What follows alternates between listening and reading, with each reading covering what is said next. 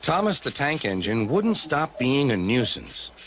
Night after night, he kept the other engines awake. "I'm tired of pushing coaches. I want to see the world." The other engines didn't take much notice, for Thomas was a little engine with a long tongue.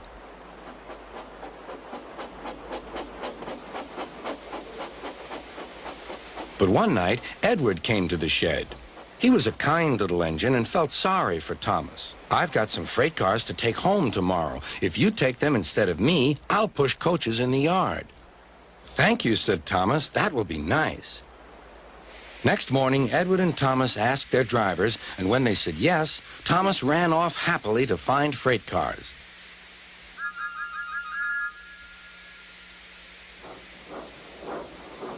Now, the freight cars are silly and noisy. They talk a lot and don't attend to what they are doing. And I'm sorry to say, they play tricks on an engine who is not used to them. Edward knew all about the freight cars. He warned Thomas to be careful, but Thomas was too excited to listen.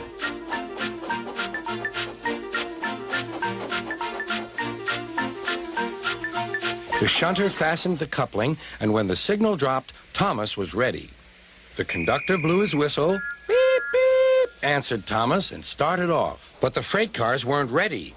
"Oh, oh," they screamed. "Wait, Thomas, wait." But Thomas wouldn't wait. Come on, he puffed. "All right, don't fuss. All right, don't fuss," grumbled the cars.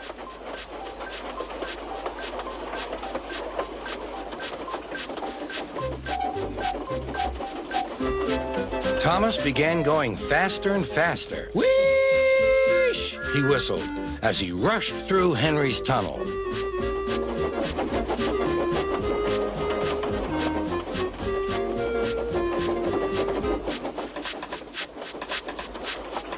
"Hurry, hurry," called Thomas.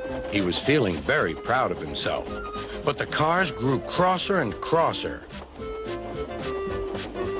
At last, Thomas slowed down as he came to Gordon's Hill.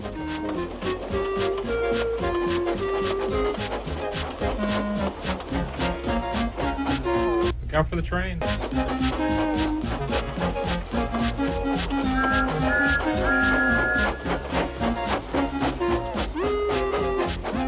"Steady now, steady," warned the driver as they reached the top.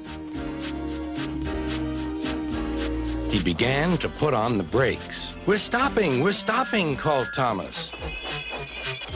"No, no, no," answered the cars, bumping into each other. Go on." Before the driver could stop them, they had pushed Thomas down the hill and were rattling and laughing behind him.